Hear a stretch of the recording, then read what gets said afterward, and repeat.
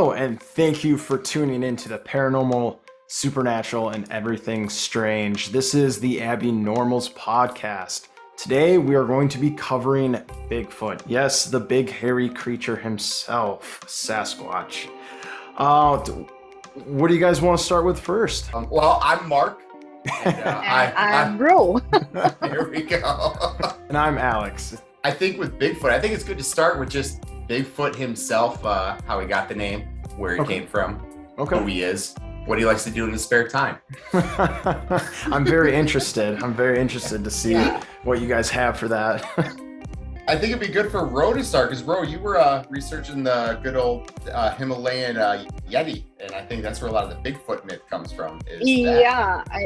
I'm surprised to hear that. I thought Bigfoot is mostly an American or a Canadian legend, but yeah, over here I think in the Asian part it's more of an important legend or history of the Sherpas, which are basically a Tibetan tribe, and they are from Nepal and the Himalayas. So across Asia or across the legends, the description of the Yetis remain the same. I mean, it looks like a 7 to 8 feet tall man covered in either brown, gray, or white fur, depends on who's seeing them. Yep. And I think in the Western culture, it is known as the Abominable Snowman also. And it's quite interesting how this name came across. So in 1921, there was an expedition led by Lieutenant Charles Howard Bury, and he came across a footprint in the snow, which basically looked like a barefooted man. And the Sherpas who were guiding them, they saw the footprint as well, and the term that they gave was Mito Kangmi. I'm sorry if the pronunciation it sounds good to me. Wrong. Yeah. There's going to be a couple of mispronunciations during this episode, so don't worry about it. So yeah, I mean they termed it as Mito Kangmi, which literally translates as Mito is man bear and Kangmi means snowman. So once they came back, there was this journalist, Henry Newman, and he was a frequent contributor to a newspaper called The Statesman in Calcutta, India at that point of time. And he interviewed some of the porters who had been part of the expedition, and he came across the story where, they informed him about this footprint and Mito Kangmi. But I don't know how he mistranslated or probably misunderstood the word Mito, and he thought it meant filthy, and he used his artistic license or what, I don't know, and he just termed it as abominable, and that's how the term Abominable Snowman came into the picture. Interesting. So yeah, I mean it is still part of the legends for them, and despite any concrete proofs, people still go looking after Yetis. And I also think that the frequency of these reports increased around the 20th century. In 1950s, there was an Everest explorer named Eric Shipton. So he was going across the Menlang Glacier in the Himalayas again, and he came across a footprint which was 13 inches long. So yeah, that caught the. So he found an NBA player that was hiking. Maybe. And it's interesting. Everybody just finds a footprint over here. There's no sighting as such. Go ahead, Mark. Okay, but no, I was going to say, I think that's fascinating because in the 50s is when the term Bigfoot was coined, actually. And that was in America.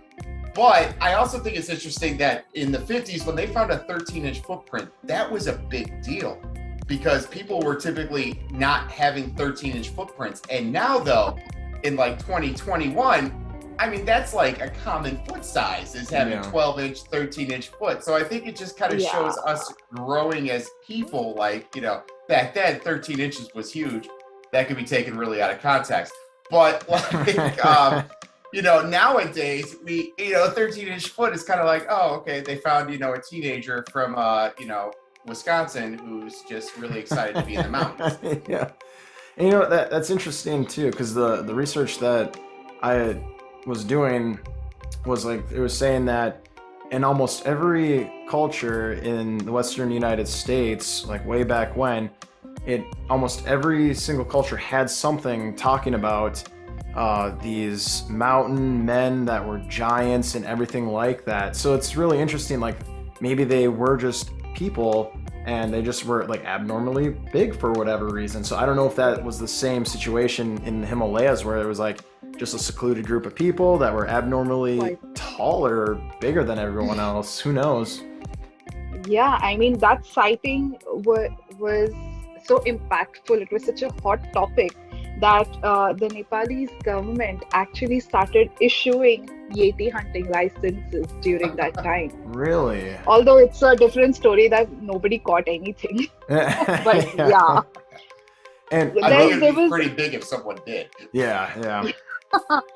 Yeah, I mean, in 1980s, again, there was this Italian mountaineer by the name of, hold on, I have it somewhere. Yeah, Reinhold Messner. He was an Italian mountaineer, and he again sighted the Yeti again in 1986, and he was so obsessed with it that he chased the sightings around the Himalayas for 12 years. Really? That's obsession. Yeah, no kidding, right? And like, was the only thing that he found footprints too? Do you know, or was he finding like hair and like anything else? No. So his what do you say? His description was different. He apparently found something that was racing along, looked like a man, but again was around 7 feet tall, covered in brown or gray fur. Okay. Interesting. But then there is a conclusion to this. After 12 years, even he accepted defeat because he found out that he was chasing a mountain bear. That's rough. Yes, to dedicate 12 years to something and just to, you know, it's not true. I mean, that's gotta hurt. That's gotta hurt a lot. Especially that it was a bear. Like, you think you'd be able to be like, oh no, I definitely found a Yeti. Nope, it was Yogi. And he was chasing bamboo through the Himalayas. Yeah, it turned out to be Yogi Bear. I think that's an interesting segue because when we look at that from the Nepalese side of the Abominable Snowman, we have, like Alex was touching on, was then especially the Pacific Northwest Native Americans. They had a myth about this is where the mispronunciation is going to come in. Oh, let's hear it. Oh, this one's got like syllables that are next to stuff that I'm not used to. It is the Tesco. It's Tsiakto. Okay. Tescoto sounds right. Yes, that sounds right, or it sounds like a fancy coffee. But you know, it's this myth about these wild men, mountain wild men, and the natives in this region had this myth, and they were giants at 6 feet tall. Interesting. Yeah, so it shrunk a foot, but that was giants for them.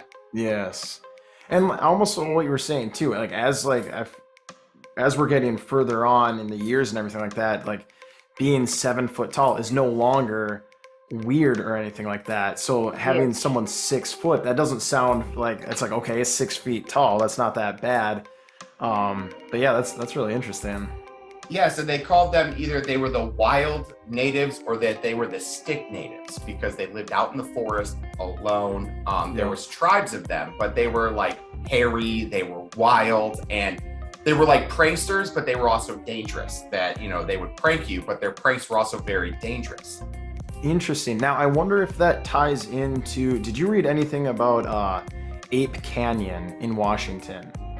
A little bit, and it goes Okay. back to that whole Mount St. Helens miners incident in 1924. Yes. Yeah. Yes. And now, does that pertain in any sort of way to this group or this tribe of? Well, this tribe actually kind of touched in like the 1850s. A mountain man, an explorer, was with the tribe, and he was talking with them, and he kind of became friendly with them. And they said that they use these myths as a way to like scare the children from going out into the woods at night. Like, don't go out there, or the Tiscoto will get you. And if we're pronouncing that wrong, please let us know. But these Tiscoto would get them, and if they weren't careful, if they went out at night, sorry, my dogs are barking. If they see something, it's not or a dog, if they notice something, it's Bigfoot. Yeah. And if they notice something, that these Tiscoto would get them. But he talked with them, and apparently it wasn't uncommon for them to kill one. Interesting. Every now and again. When it would do a prank that was so bad, the tribe would then go out and hunt it and kill it. And they actually raised one as a child, apparently, like in the 1850s. He heard this myth. Weird. That they caught one and raised one as a part of the tribe, and he has to meet it and has to see it, and they were like, oh no, it's in another tribe. And he was like, oh, okay. But it goes back to that 1824 thing. Sorry, Ro, go ahead. Yeah, no, I mean, this was completely off topic. I mean, all the legends and myths somehow are passed generation to generation to children, and it's always to, it's always to guide them about their behavior. And like, if you don't do this, someone is going to come. Yes. Yep. I mean, almost all the legends do that. Yeah. No. And something about that too is like, it's always like a warning, or like, hey, you need to behave, or like this will happen and everything. And that's I've noticed that too in a lot of these legends and myths. Even Santa Claus, for that matter. If you don't behave, you're gonna get cold. Yes, you're right. If you're naughty, it's cold. Yeah. I think it's important for that too, because when we look at ourselves, like, back in the day, they wouldn't even name children until they were 5 years old, because they said it's kind of a waste to name them until they're 5, because those are the years they're probably going to die. Yeah, that's true. That's true. But children are such an important commodity for like any community, because that's how you pass on the tradition, and that's how your community grows and becomes important. So we always have these methods. I'm sure it's irrelevant across all cultures. There's this boogeyman that your parents are like, you're bad, or you do something bad, they're going to come get you. Or your brothers or sisters will be like, they'll tell you those stories or whatever. Because I have older brothers. They did that to me all the time. Yep. Yeah. And they're going to add their, little thought as well, or extra story added to the original story. Yes, and I was actually just going to bring that up. So like the fact that the Abominable Snowman, the Bigfoot, how it's been like passed on from generation to generation to generation, and like the story and what he looks like and everything like has probably changed over the years to like where we're saying, oh, it was mountain men just like from a different tribe or whatever, to actually it's this crazy creature from an alien ship now and everything. So it's weird how the story evolves over time. I think it's important that it evolves, because we look at this, the myth of the Tiscoto, and then we get these stories of these wild ape-like creatures attacking these miners on Mount St. Helens and Washington, and then we get the stories that keep progressing of just these random attacks from these ape-like creatures up until 1958, where we actually get the Bigfoot. Yes. Yep. And that was hold on, I got his name because I don't know the guy's name. It's Jerry Crew, who in 1958 in Northern California found the Bigfoot prints. Not like 13 inches, but like, those big footprints that we see to this day as, those are Bigfoot tracks. So he found them. Oh, no, sorry, go ahead. This was before the Patterson film in the 60s. This is, but it's actually right around the area that the Patterson film was made. Bluff Creek or whatever. Yeah, okay. Interesting. So, and that's how I think it's crazy how it all ties in. So, and if I'm wrong on this, let me know, but I just researching this is what I found. I think this is good too to say we want our listeners to interact with us. And, 100%. Yeah, if we're wrong on something, call us out. Yes, please let us know. Put us on blast. We'll be more than happy to discuss it. Well, so actually, I've asked a handful. So I went into the Reddit sub pages of the Bigfoot. Like I spent like a week in the Bigfoot Reddit pages, and I've asked to speak with some experts about the Bigfoot and everything like that. And I can tell you, almost everyone commented, no one is an expert in this field. And almost like we were saying, it's evolving, and everyone has their own information, everything like that. So I think we're gonna be okay with what we put out. Good, because I think the UFO one's gonna be the rough one, because there are experts in the UFO field. Yes. But so in 1958, Jerry Crew finds these Bigfoot prints, and he reports it to the newspapers. He was at his construction site. And this is where they actually coined the phrase Bigfoot. And it was right around this 50s where you were talking about the Abominable Snowman and the Yeti prints in the 50s. We also find in America, and that's where they get Bigfoot. Interesting. And social media wasn't a thing, or so like you can't be like, all right. I mean, think about how hard that would have been to have like a group of people that would be like, all right, you go to Asia, you go to the coldest mountain, and you start putting these big footprints all over the place, and then you go to California or Washington. So it's really interesting that you find that around the same time period. That will take us down a rabbit hole, honestly, Alex, because then someone will come up and say they are time travelers. Oh, no way. I think I don't know if I could believe that. No, I have a hard time swallowing that too, but I think it's relevant because we got a baby Sasquatch, or baby Squatch. How do we call him? Squatch. Yeah, baby Squatch. We got a baby Squatch in the Himalayas, because if we look at the American one, which is like, those giant like ones that are like this big. It's a lot bigger than 13 inches, but maybe it's a baby Squatch in the Himalayas hanging out, playing That's with true. so forth, doing whatever. They just like to travel. And I guess that brings some questions about the whole Sasquatch, Bigfoot. That's a time traveling, dimension crawling scout. Well, so yeah, it's again in the Reddit. I found a poll, and 11% thought Bigfoot was supernatural. 83% thought it was like just a normal biological mammal, animal, whatever. And then 6% believe that it's an alien. Now, I could probably get on board with the alien thing, like it being like an alien pet. I know it sounds really far-fetched, but if you look at the UFO sightings to Bigfoot sightings, they're all generally like in the same location, or if you see a Bigfoot, usually there's some sort of UFO anomaly. So I think that's kind of where it's heading to nowadays, where people, I mean, granted, it's a very small number, 6%, but there's a population that believe that Bigfoot possibly could be an alien or an alien creature of some sort. So I think that's really interesting. I think for myself, and when we look at Bigfoot like this, are we starting to find excuses for why we haven't found Bigfoot?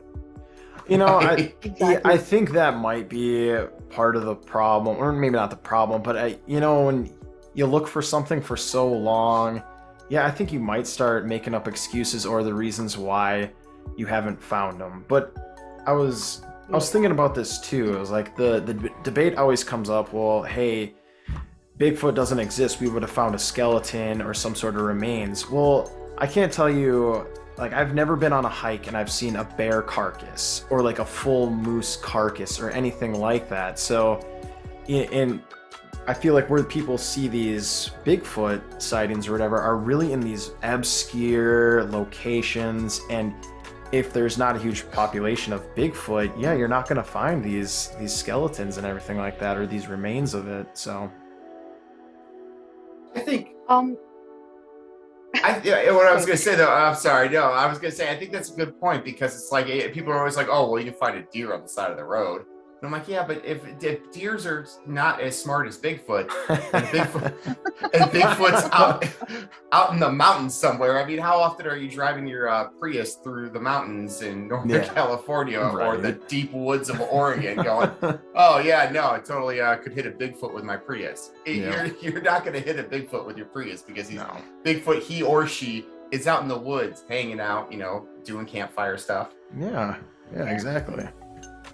I also think that this is a prime example of something called as cryptozoology, which basically means that it is a search for creatures that cannot be said to exist because of lack of evidence or proper evidence, because apparently there are a lot of evidence. Right?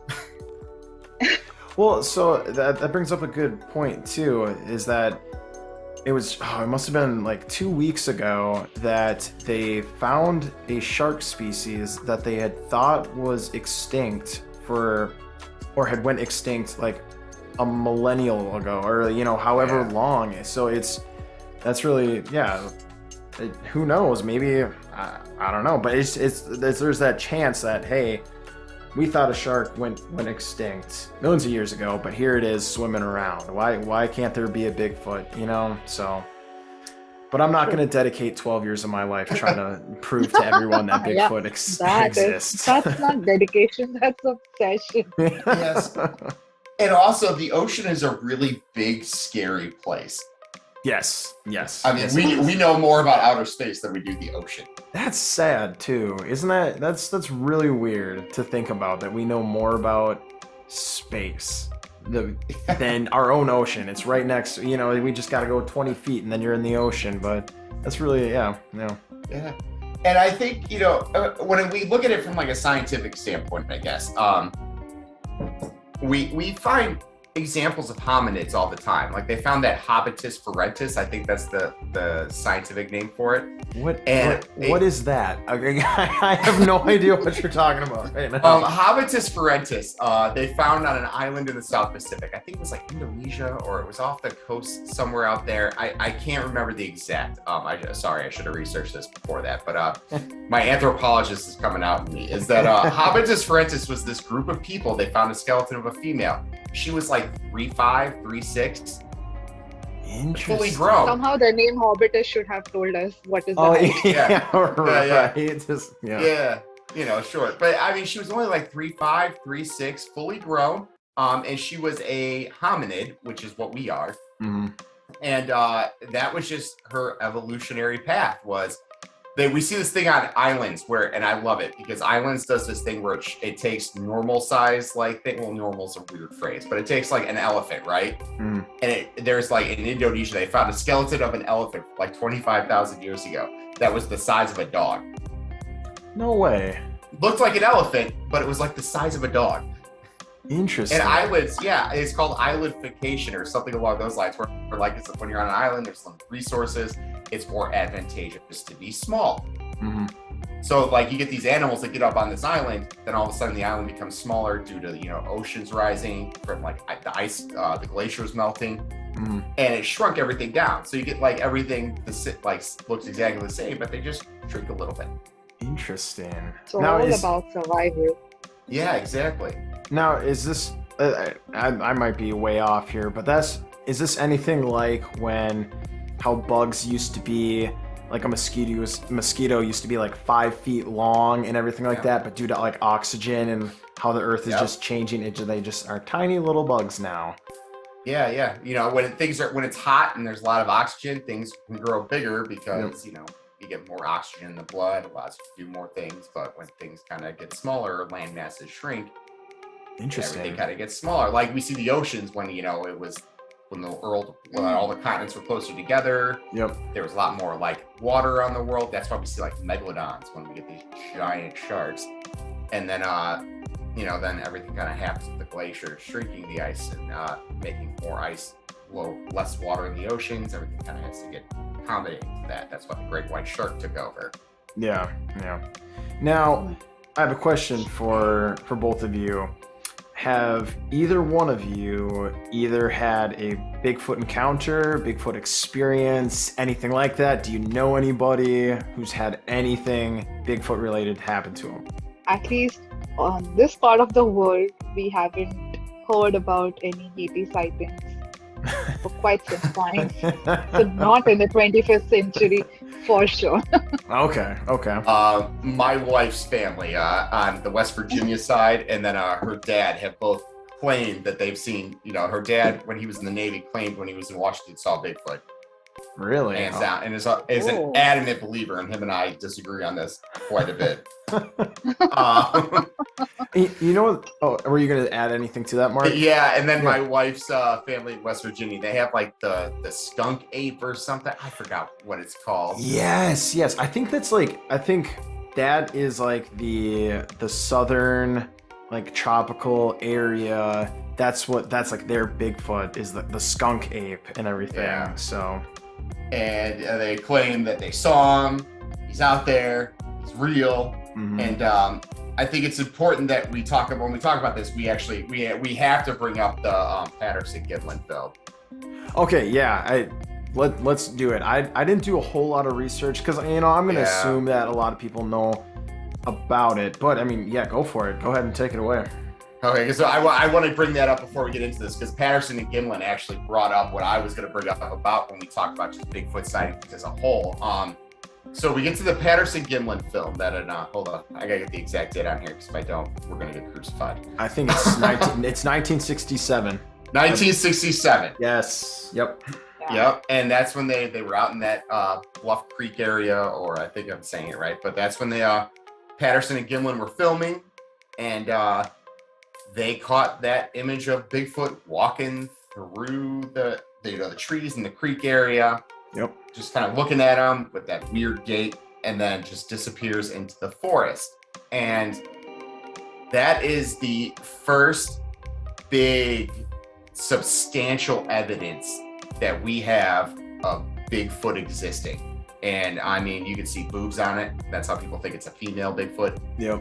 Yeah. And it's there, and it's open, and it's existing, and they have it on celluloid. And granted, it's like every UFO film, Bigfoot film, it's the most grainiest, hard to look at, hard to examine piece of film you've ever seen in your life. Which the excuse is that it was in the 60s when they filmed it. So, and it was amateur filmmakers doing it. So, we get that example of a Bigfoot, bammo. We got a Squatch. And everything has come around this. That film is the holy grail of the Bigfoot community.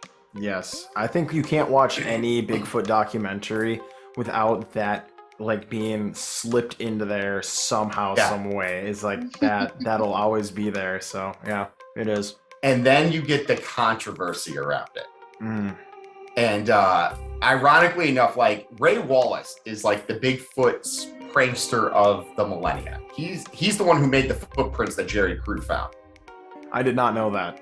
Yeah, he's the one who his family came forward. Speculatively, his family came forward and said, yeah, he did that. Because he actually did work on that crew too. He was a part of that crew. So it was him and his brother, and they say nephew, is that he would walk around Northern California wearing the Bigfoot prints and just leave these prints everywhere for people to find him. Interesting. And then there's a lot of also kind of speculation that Patterson and him talked quite a bit, and that's why, that he may have been involved with the Patterson-Gimlin film. Patterson died of non-Hodgkin's lymphoma in the early 70s. So he was the most vocal advocate for Bigfoot, because he made the film and he was there. Gimlin was surprisingly quiet. He didn't want any real notification. He only came out fairly recently and started advocating for Bigfoot. But before that, he was kind of the silent partner in all of this, and he didn't want any part of it. He didn't want to be notified or have a lot of notoriety for Bigfoot itself. And this is where a lot of that controversy comes in, because for a lot of the true believers, and I say true believers because there's quite a few, is that, this film is the Holy Grail. This proves Bigfoot's there. And I'll give them credit. No one's ever been able to replicate it fully. Every time they try to replicate it, it doesn't look right. It doesn't look the same. And I don't know if that's just due to the fact that it was like a happy coincidence and a happy circumstance that it just turned out that way. Yeah. And I think that's really hard to like, I think just in general to replicate anything to the T and make it perfect. But this is another big thing that I have against people saying that it's not like authentic or whatever, is even if you would have gotten the clearest picture of it, there would still be those, oh no, that's not real. And it doesn't matter, because I can't tell you how many times, it doesn't matter if it's ghosts, if it's UFOs, it can be the clearest picture and people will be like, no, that's fake, CGI. Yeah. Or just, oh no, that's someone in a suit. So Avatar. Yeah. Yeah, exactly. Yeah, skeptics are going to be skeptics. Yeah. How crazy is that though? Because I think that's how it happened. Like I just said Avatar, right? But there could be a group of people who are like James Cameron traveled back in time and made the Patterson-Gimlin film to prove that Bigfoot is a time-traveling space entity. And that's the rabbit hole we'll go down. I wouldn't be surprised if there's a group of people that actually believe that. And you know what? I might be a part of that group because James Cameron is a crazy guy. He's been to, I think, is he not the person who's been to the deepest part of the ocean? Yeah. Like he holds the record? A film director, not like a scientist, No. but a film director. Yeah, just some guy who's like, yeah, I got the money, let's do this. That's crazy.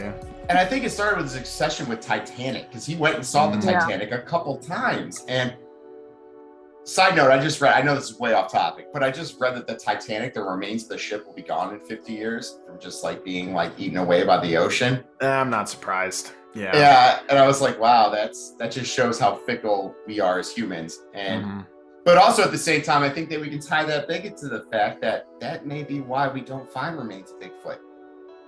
Yeah, that is Bigfoot true. dies out in the woods or in the the Himalayas is tough though, because that's like ice, and we should find a frozen Yeti. Like, let's be clear. Yeah. Bro, that's your job. You have to find the Yeti for us, please. I know, right? Yes. Just make sure it's not a bear. Yeah. I'm not going to spend 12 years. That's for sure. Like Roe would get up there and be like, yeah, no, that's a bear. Okay, I'm done. But so when we look at the Patterson-Gimlin film, then, so then we got the controversy behind that. We got Ray Wallace possibly being involved in it. And then we got Bob Heronius. He came forward and said he was the person in the suit. Interesting. And he wore football shoulder pads underneath the suit. And I think you got this guy named Morris, and then there's Harmonious, and Morris sold like ape-like costumes. And then Harmonious was the one who actually said, I worked with Patterson and Gimlin, and I was the one in the suit. And he passed the lie detector test. Saying that he was the one in the suit. Yeah. But lie detectors tests, like, I mean, are not 100% accurate. That's why they don't use them in court. Well, know? That's also what I was going to say, too, is that Patterson also passed the lie detector test saying that it was Bigfoot. Ah, interesting.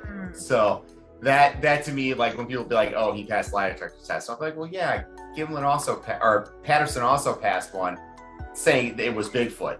Yeah. So maybe maybe both of them are true and are speaking the truth from their own place, but maybe they don't.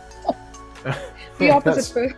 Well, I think also if you believe something so much, you could possibly pass a lie detector test. You know, like if you're telling yourself like, hey, no, 100% this Bigfoot is real and I believe it, yeah, then you could probably pass. But if you know deep down in your heart, yeah, that was me in the Bigfoot costume, then yeah, you're gonna pass no matter what. Yeah. So, yeah. And I think there's tons of people who are trying to, who have said they've disproved it and said, you know, oh yeah, no, it's a lie, it's real. You know, there's people who zoom in, like I was reading some people zoomed in and said, look, you see like the butt jiggling or you can see the boobs jiggling. And that means that you can't do that with modern SFX right now. So how could you do it in the 60s or 70s? Yeah. And to me, I don't dismiss the film. I think there's a lot of evidence that shows, I mean, they really did film it. I wish it was closer. Yeah. To me, that's the biggest evidence against it, is that they filmed it, they say at like 24 feet. That was the distance they were from where the camera was to the Bigfoot. It looks a lot further than 24 feet. It does, because 24 feet, that's not that far away. That should be a little bit closer. But then again, I don't know, do you know the type of camera that they were using? I know it was a celluloid. That's right, sure, that's right. Yeah, it was probably like similar to, I don't know the exact camera. I'm pretty sure it was probably a real one. It had to be a real one because they didn't have, anything other than a real film back then. And when I mean real film, I mean like the two little spinnies. Yeah.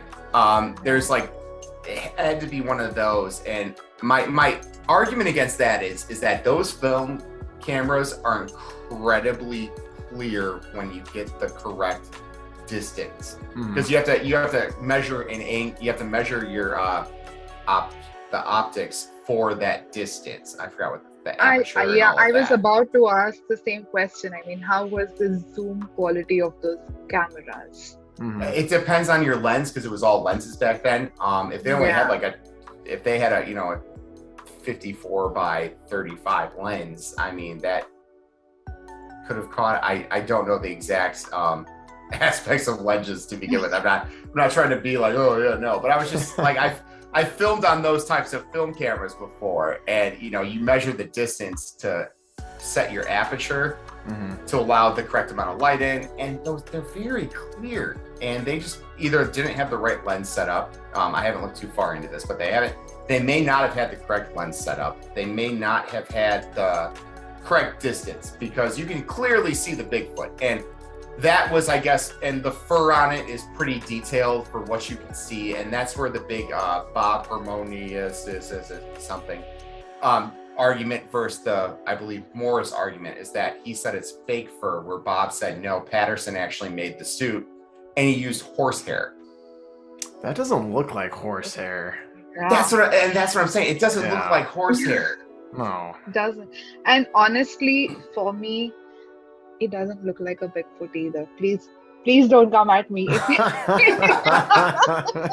It doesn't. It doesn't look like the modern thing we see as a Bigfoot. No. Yeah, I mean, it looks more like an ape or a gorilla. Yeah, that's just me. And I mean, I think the argument there would possibly be that like no two Bigfoots ever look the same. I think that could be maybe like the argument that someone could bring up against it is like, hey, that doesn't look like a Bigfoot. Well, all Bigfoots are different, like we have some small ones, almost like the Yeti and the Bigfoot. One has white gray fur. Well, the skunk ape and the Bigfoot have darker fur. So and the skunk ape is shorter than the Bigfoot. That's true. Yeah, it almost it doesn't have. It almost looks like a orangutan monkey type skunk ape. So yeah, it's And I think it's ironic that the best Bigfoot we have is from Harry and the Hendersons. Yes. Yeah. Besides the goofy face. I love that face though. That is the best. I totally forgot about that movie till you brought it up just now. I should have watched it for this research that we've done. Right? He's a pretty convincing Bigfoot. Like, I watch Harry and the Hendersons, and I'm like, if I saw that walk through the woods, I'd be like, that's Bigfoot. Yep. Wow. Yep. With that goofy face, I'd be like, yeah, that's Bigfoot. Yep. Now, go ahead, Ro. My bad. Yeah, no, I was just talking about the Russian folklore as well. So apparently there's another version of Bigfoot in Siberia, and the Russian folklore terms it as Chuchuna. Please let me know later if I have completely ruined the pronunciation, but it is literally Chuchuna. So Chuchuna, Chuchuna, I'm not sure. And again, it's 6 to 7 feet tall and covered in dark hair. Interesting. I didn't know that. I mean, now I know that like we were talking about like apparently Bigfoot is all over the world, but I think this is the first time that I've heard that like Russia has their version of Bigfoot too. So interesting. From an evolutionary standpoint, though, if we look at Bigfoot, like the Yeti, Abominable Snowman is like gray or white fur. That's perfect for being in the snow. Why would the Bigfoot from Siberia be like jet black? That was my exact next question. I mean, why? Yeah. But then, You feel like that I think- Bigfoot is like walking through the snow. You just see him hanging out. You can like wave to him, be Yeah. like, yeah, "Oh, they're like, that's oh, just it's Chuchuna right out there." Yeah, just we leave out some berries. He says, "Hey," every now and again. Well, yeah, I will they're say- friendly.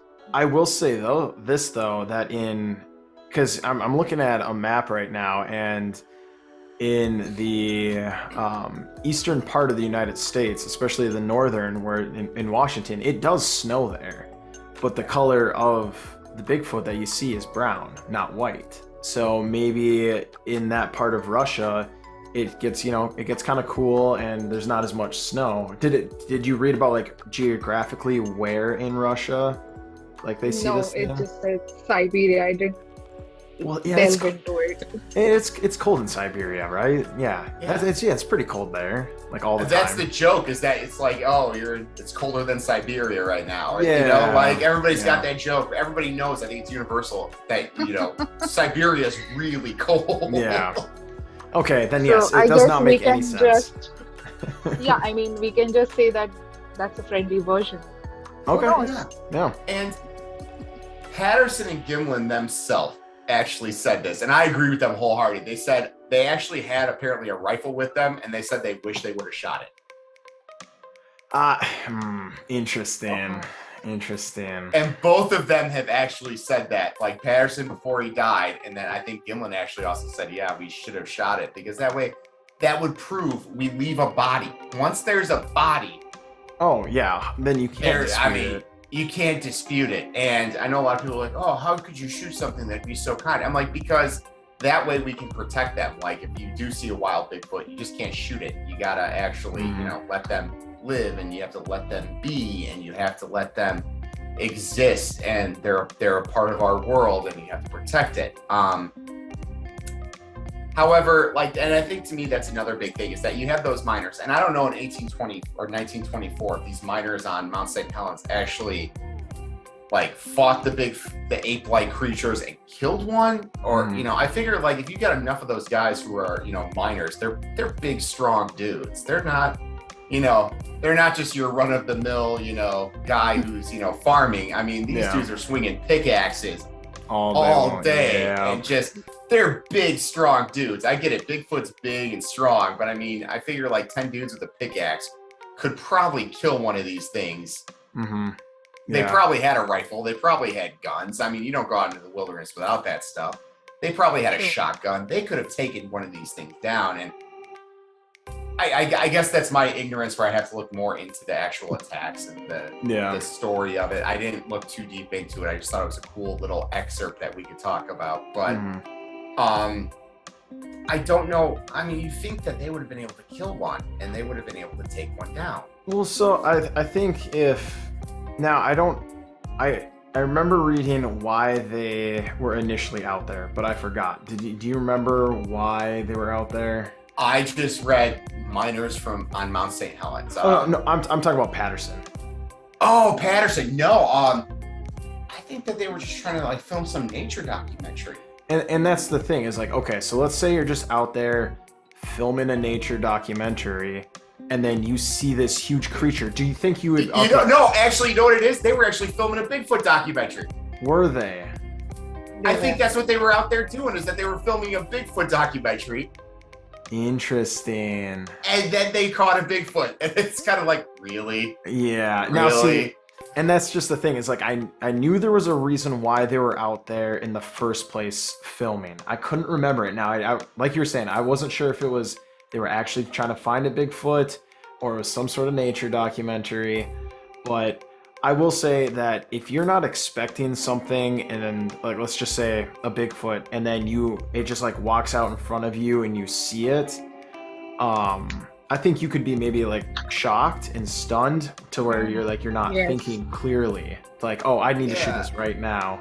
So, and then also had they shot it and not killed it, at least maybe they could have gotten some of that DNA from let's say they shot it in the leg or whatever, and there's some blood splattered. They could have got some Bigfoot DNA, so that would have helped. I mean, I think it would be. Sorry, I'm just curious now. to know what would we do if we actually found a Yeti or a Bigfoot, considering that the legends have changed from it being a 7 feet tall 8-man snowman and now it's an alien. So Yeah. I'm wondering what would be the reaction of so many Bigfoot believers.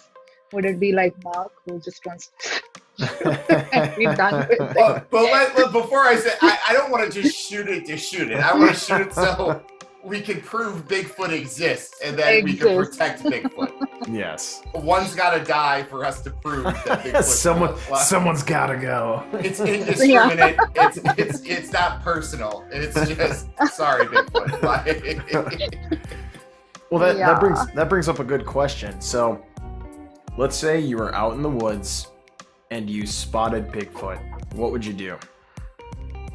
I'd probably poop my pants. To be honest with you. Yeah. We're adults. I'd shit my pants. Like if I saw Bigfoot, if I'm setting up my tent, and all of a sudden like Harry from Harry and the Hendersons just walks up and goes, I'd be like, get the camera. And I'd take my iPhone, which has like the best camera right now. I'd take a picture of it and it turned out super grainy. You could barely make out Bigfoot for some reason. Shake it a lot. You gotta shake it. Yeah, it would be me shaking all over the place like this. It would take a live photo of just like Bigfoot like kind of running, but it would just be like the outline of Bigfoot like running through the forest. And even though it's got this amazing camera out there, it would turn out grainy and just look like crap. But if I took that picture for me, then I'd be like, he's a space alien. Because he has imaging technology that is like a predator. Makes and it I can't take fuzzy. a picture of him. Yeah, it's like he's got imaging technology that makes his picture fuzzy. Yeah. But I honestly, I don't know. Like humor aside, I don't know what I would do. I mean, it would change my whole view of this. Yeah. I think that kind of almost goes with anything. Like to not believe something and then you just out of the blue you see it or you witness it and everything like that, like how it just can do a 180. And you listen to like some of these documentaries and these stories of people who are like, no, I never believed in Bigfoot. Nope, didn't. I was a skeptic too, and then it took me actually seeing to believe. And then it's really hard for me to discredit people that have hunted their entire life in like the same neck of the woods, and they know like every trail, and then they're like, yes, I've seen a Bigfoot. It's like, I can't tell you no. You know what I'm saying? Like, it's almost someone saying, like, if you're a doctor and someone's like, oh, I didn't break my arm, but you're like, no, you broke your arm, okay? Like, I'm the doctor, I know. So, I don't know. It's yeah. I actually wonder if that Messner fellow is alive, the Italian mountaineer who chased 12 years. I wonder what he has to say now, if he's alive. Yeah, Probably really bitter though. I don't think he'd be a good person to talk to because he'd be like, oh, it's a damn bear. Just a bear. Yeah. There's no Yeti. It's just bears. There's just bears out there. It's a bear. No goddamn bear. Just bears. I mean, I think you bring up a really good point. Is like when someone believes so adamantly that they saw it, like credible people. Like I'm not talking about the crazy dude who's been abducted by aliens 5 times and fought with ghosts and everybody knows that guy. I'm not saying that crazy mental illness thing. I'm just saying that crazy person that has a story about everything. Yep. And you're like, oh, I saw Bigfoot once. It's like, I hunted Bigfoot once. Oh, I saw a ghost once. I fought a ghost once. Oh, aliens. Yeah, I've been abducted 5 times by aliens. Been to their home planet. You're like, okay, dude, it's hard to find. It's hard to believe what you're saying right now. But then there's that guy who's like, well, I was hunting deer for all my life. And we always do a southern accent for this guy. Yes. The hunting guy always has a southern accent. Always has a southern accent. He's from Maine. And he talks like he's from the deep south. But he's like, I was hunting deer once. And a Bigfoot just came out. But it's always what Bigfoot does next is where I believe people. And he's like, if Bigfoot just walks past doesn't pay much attention to him, I'm like, I think you saw Bigfoot. Mm-hmm. But then there's also the guy that's like, Bigfoot came out, waved at me, or like growled and threw a rock at me. That's when I'm like, really? Like, yeah. Well, really? I mean, the only way I could probably like maybe really get on board with that or believe it is if you or if there's someone hiking in the woods, like really off the beaten path. And if these creatures, if they do exist, if they're really territorial, I mean, you look at like lions or you look at any sort of really any animal that protects their own or like they mark their territory. So it's like, hey, they smell a human or they see or hear something, they might throw something at it just as like a warning, like, hey, don't come any closer, or hey, this is my area, like you should go away, you know? True. Yeah, that's right. And then, I mean, we do have stories of Bigfoot attacking people. So Yeah. you know, that could actually be that's fair. I tread back on that statement about Bigfoot throwing a rock and stuff. Like, I mean, that's a good argument, and I think that's a solid defense of that. Is if you know someone does say they were attacked by Bigfoot, we have those stories. I also have a question as to. I should probably do some more research about this as to why have the sightings stopped in the Asian region, and it's growing and continuing in the western side. Yeah. I mean, I haven't heard anything about Yetis or snowmen. I have my own theory on that. Is that as Americans, I think we're encroaching on our environment because America, we have a lot of land, but we have a lot of unlivable land too. Where we have, big mountain ranges, like the Rocky Mountain Range that just extends all of, from south to north all the way up, and you can't really live in those mountains. We have a big desert region. We have just swamp that is just swamp. We're starting to encroach on our regions that I think, we value. I mean, I think as humans as a whole, we really value the woods and the nature. We come from nature. We're all part of nature. And we really value that. And I think Bigfoot now is becoming this representative of the wild and of nature. And we're starting to see more and more Bigfoot as we encroach more and more into the wilds to make room for, expansion. And and Ro, don't get me wrong on that. Like, as I just may not know, I know India has a lot of still wild out there. I mean, you got jungle upon jungle. And, you're one of the most populous countries in the world. But I mean, you still have so much of that wild out there, Honestly, it's not as much as you would like to believe, because, like you stated, we are the second most populous country in the world. But then the fact also remains that Yeti was never sighted in India. It was in the Himalayan regions towards Nepal. So I don't know, maybe people are just exploring Mount Everest one after the other, and the Yetis are just have had enough, like, of it already. We are packing our bags and we are leaving. Yeah. Everybody wants to conquer Mount Everest. So yeah. I think maybe too, like the expansion and maybe how fast technology is growing too is now I don't know if as far as like where like the Yeti and the Abominable Snowman, like as far as like technology in that region, maybe it's not like as, because you're saying Nepal was like pretty much where it's being seen and everything. Yeah. And I don't, as far as like, I know for the United States, like technology is ever growing and it's constantly being updated and everything like that. So like the sightings become more, and then people are putting out trail cams in like the middle of the woods. I don't know if people are just putting out random cameras on top of a mountain in the event to maybe see like some sort of animals. I just don't know. But I think that's an interesting point that you bring up, is that there seems to be more sightings in the United States or in the West than the East now. So I would also like to think that maybe people are just not that interested. that could be it too. I mean, that's probably a number one cause, is that they're going, oh, hey, it was that bear. So Something that looked like a bear. But that damn bear. God, I just imagine that old dude just grizzled, just sitting in this like little cabin, like with a beer like in his hand. That goddamn bear. I bet he's sitting at the foot of the mountain. Don't go up there. It's just bears. There's a Yeti behind him, just standing like waving. Like, Hey. everyone's like, "What's a Yeti?" He's like, "It's just a bear." It's a bear. It's a bear.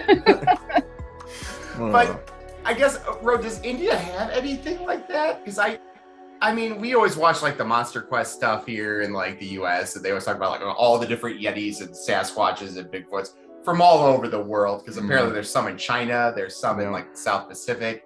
Is there any kind of mythos like that in your part of the woods? Honestly, there's a lot of supernatural stuff that goes on rather than, something like a Bigfoot.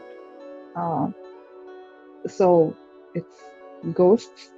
You'll find a lot of ghost stories. Yeah, but not so much. When that Bigfoot. podcast comes, I'm going to own it. Yeah. That'll be next time. Next time, just ghosts. And I think, I don't know, and I think that's kind of strange though too, is that like when we look at Bigfoot is like so uniquely American in a lot of ways. Like I know a lot of parts of the world have these myths, but like for some reason, Bigfoot is what America latched onto. Like, no, Bigfoot, that's us. That's ours. Yeah. Like we got Bigfoot.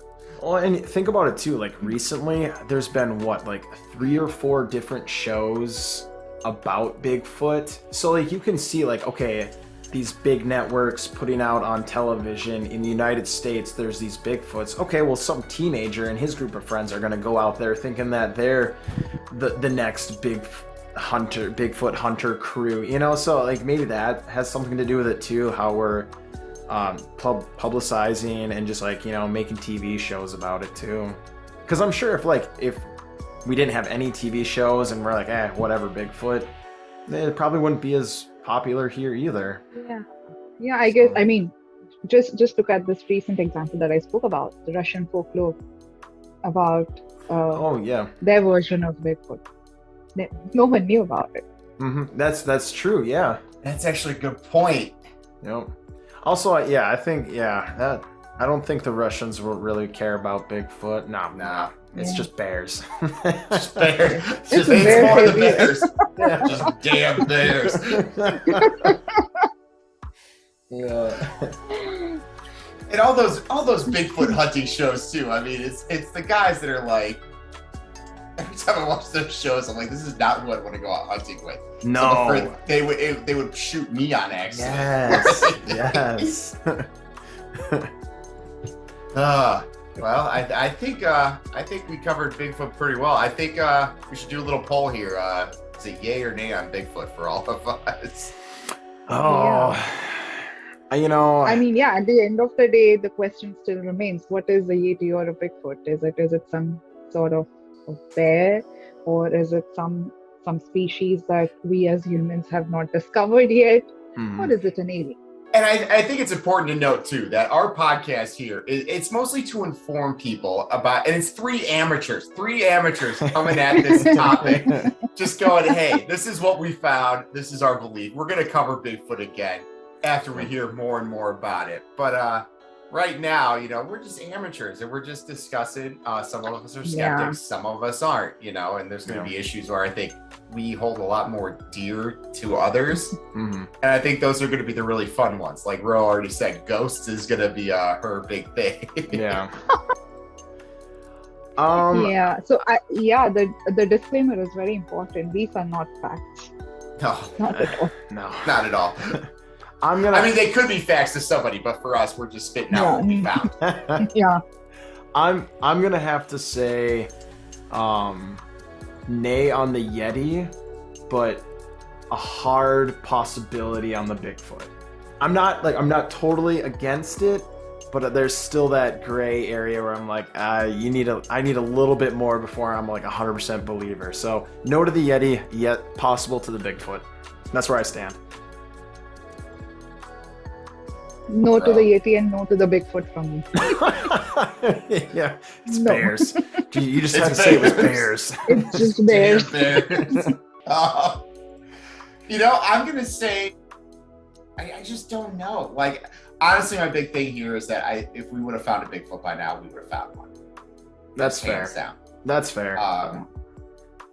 But also, I would hate to be like, there's no Bigfoot, and then we kill all the Bigfoot, and by doing something, and they go, oh crap, we killed all the Bigfoot, and then we find out they're super important to the entire ecosystem because they do some like forest magic that keeps trees Ooh, alive. that I didn't even think about. That's next. That's another Bigfoot episode. We will cover how he is eco-friendly and he takes care of the other woodland creatures. But also, this is how Yes. these things jump, because now I just started a whole mythos possibly of Bigfoot being the forest magic guy. Yeah. I'm sure it's out there already. Let's be real. Like, it's out there already. I'm sure once this is uploaded, we'll get comments and opinions. Okay, well, I think this wraps it up for the Bigfoot episode. We want to just thank all of our listeners. If you have any sort of questions, comments, any sort of topics that you'd like to see, all of our platforms are going to be mentioned in the description. So go ahead and hit those up. Anything you guys want to add to the end? No, I think we're good. And once again, I'm Mark. I'm Alex. Yeah, and I'm Ro, and please be kind in the comments. Yes, yes. All right, this is the Abi Normals. End of transmission.